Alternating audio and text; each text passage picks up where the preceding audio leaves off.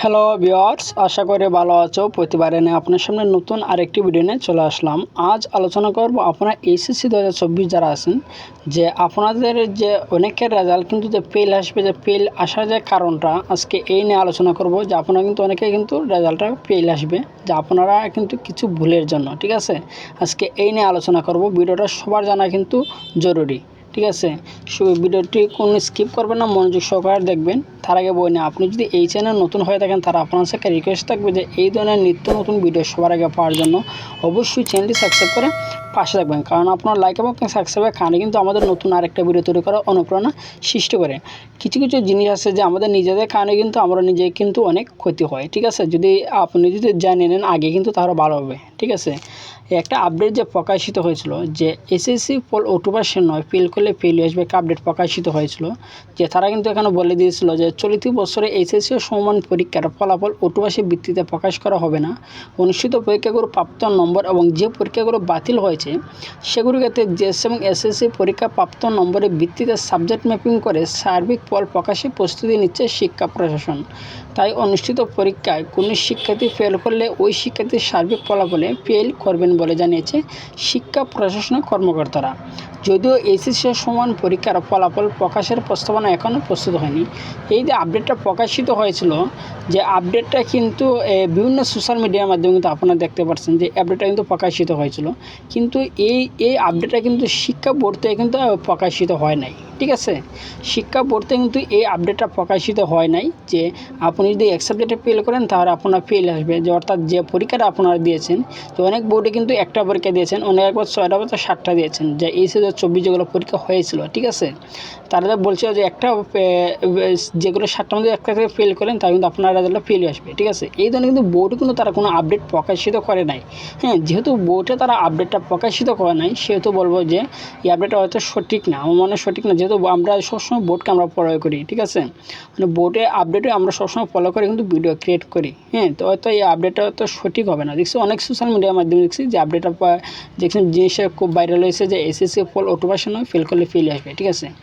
এরপর যেহেতু ধরেন এটা ভুল, আপনার যে ভুলটা কারণে ফেল আসবে সেটা হচ্ছে যে এখানে দেখতে পাচ্ছেন যে এসএসসি পরীক্ষা 2024 জরুরি নোটিশ বিজ্ঞপ্তি, সেটা কিন্তু বোর্ড থেকে প্রকাশিত হয়েছিল। এই বোর্ডটাতে এই আপডেটটাতে কিন্তু বলা হয়েছে যে আগামী 12 সেপ্টেম্বরের মধ্যে আপনার যে কলেজে পড়েন এই কলেজে কিন্তু তারা কিছু কাগজপত্র জমা দিতে হবে। হ্যাঁ, এখন কিন্তু যে আপনারা কিছু কাগজপত্র দিতে হবে, যেগুলো হচ্ছে এসএসসি এবং জিএসসি মার্কশিটের ফটোকপি, এবং যে আপনার এইচএসসি যে অ্যাডমিট কার্ড আছে সেই অ্যাডমিট কার্ডের ফটোকপি। হ্যাঁ, 3টা জিনিস কিন্তু আপনার দিতে হবে।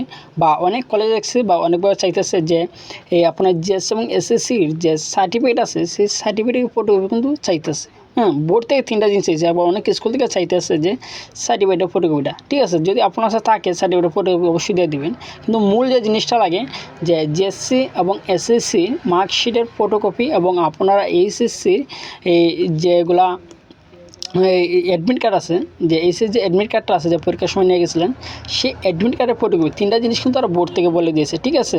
আর আরেকটা জিনিস হচ্ছে যে আপনারা যারা ব্যবহারিক পরীক্ষায় দিয়েছিলেন সেই ব্যবহারিক পরীক্ষায় কিন্তু কলেজ কিন্তু তারা মার্কটা দিয়ে দিবে, বোর্ডে জমা দিয়ে দিবে, এটাও তারা বলে দিয়েছে বোর্ড থেকে, ঠিক আছে। যারা ব্যবহারটা যাদের নিয়েছে অনেকে কিন্তু কলেজে নিয়ে গেছে ব্যবহারিক, এবং অনেক কলেজে নিচ্ছে না। যারা নিচ্ছে না মনে করেন যে আপনার টেনশন করার কোনো কারণ নাই, যে যারা ব্যবহারিক পরীক্ষাটা নেওয়া হয়েছে না, যে আইসিটি কিন্তু অনেক কলেজে নিয়ে নিছে এবং অনেক কলেজে কিন্তু নিচ্ছে না। হ্যাঁ, আমাকে কেউ কমেন্ট করছে যে ভাই যে আমাদের পরীক্ষা থেকে নিচ্ছে না, না নিলেও সমস্যা নাই, তারা কিন্তু যে আপনি যে কলেজে পড়ে এসেছেন তারা কিন্তু একটা মার্ক আপনাদেরকে দিয়ে দেবে।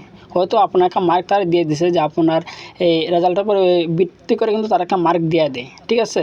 মনে করেন যে 25-এর মধ্যে 20, 22, 18, 19 মানে ছাত্র অনুযায়ী কিন্তু তারা মার্ক কিন্তু তারা দিয়ে দেয়, আইডেন্টিফাই করে, ঠিক আছে। এই জন্য আপনার কোনো টেনশন করার দরকার নাই।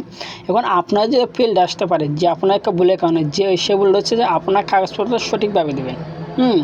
যে এসএসসি এবং জিএসসির যে মার্কশিট আছে সেই মার্কশিটের ফটোকপিটা দেবেন, এবং যে আপনারা এই এইচএসসি 2024 যে অ্যাডমিট কার্ড আছে সেই অ্যাডমিটের ফটোকপিটা দেবেন, ঠিক আছে। তারপরে কিন্তু এগুলো দেওয়ার পরে কিন্তু অনেকে কিন্তু ফেলটা আসে, যে ফেলটার কারণটা হচ্ছে যে তারপরে যদি ফেল আসে তার টেনশনের কারণ না, যদি আপনারা বোর্ড রে এক্সাম দেন তাহলে কিন্তু যে আপনারা রেজাল্টটা কিন্তু চলে আসবে। হ্যাঁ, প্রতি বছরে কিন্তু এই বোর্ড রে এক্সামের কিন্তু অনেক রেজাল্ট কিন্তু চেঞ্জ হয়, ঠিক আছে। এবারে কিন্তু এসএসসির প্রায় অনেক রেজাল্ট চেঞ্জ হয়েছে, যে তাদের কিন্তু বোর্ডে যখন রেজাল্টটা তৈরি করে অনেকে কিন্তু ফেলটা আসে, আসার পর যখন তারা বোর্ডের এক্সাম দেয় তখন কিন্তু তারা একবার পাস আসে, এবং কিন্তু অনেক মিস্টেক হয়। ঠিক আছে, আজকে এই ছিল আলোচনা যে আপনাদের ফেল হওয়ার যে মেন যে কারণটা, ফেল আসার যে মেন কারণটা, সেটা হচ্ছে যে আপনারা জেএসসি এবং এসএসসি মার্কশিটটা অবশ্যই কলেজের তারিখের মধ্যে দিয়ে দিবেন, এবং হচ্ছে আপনারা ব্যবহারিক মার্ক তার কলেজ ক্ষেত্রে দিয়ে দেবেন, এবং এসএসসি অ্যাডমিট কার্ডের পরিবর্তে 3টা কাগজ আপনারা দিয়ে দিবেন 12 তারিখের ভিতরে। ঠিক আছে, আর যদি না দেন তাহলে কিন্তু আপনারা ফেল আসবে কিন্তু। আজকে এই ছিল আলোচনা। তারপর না বুঝে থাকেন অবশ্যই কমেন্ট করে জানাবেন, আর যদি ভিডিওটি ভালো লাগে থাকে অবশ্যই লাইক দেবেন। আর আপনি যদি এই চ্যানেল নতুন হয়ে থাকেন তার আপনার সাথে রিকোয়েস্ট থাকবে যে এই ধরনের নিত্য নতুন ভিডিও সবার আগে পাওয়ার জন্য অবশ্যই চ্যানেলটি সাবস্ক্রাইব করে পাশে থাকবেন। ধন্যবাদ, দেখা হবে অন্য কোনো ভিডিওতে।